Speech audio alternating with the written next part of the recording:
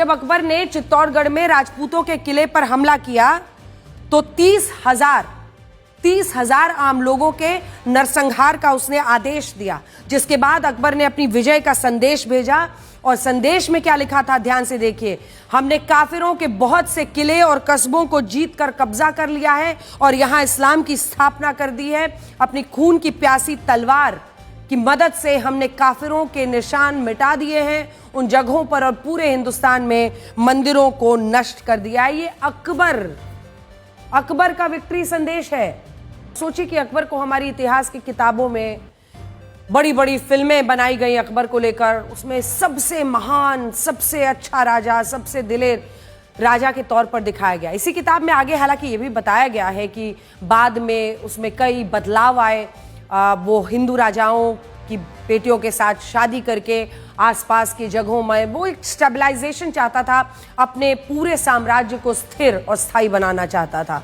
उसने जिज़िया टैक्स भी हटा दिया। इन हमारी किताबों में लिखा है अकबर के बारे में कि बहुत सहिष्णु था।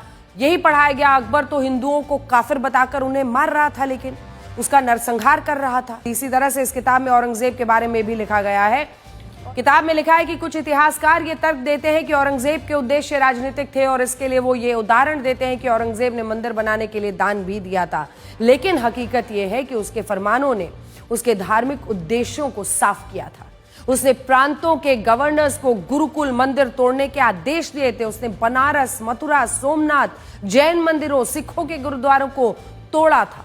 हकीकत यह है कि मुगल शासकों का फर्जी इतिहास जो आज तक हमें पढ़ाया गया, उसी की वजह से इनका अब तक महिमा मंडन हो रहा है।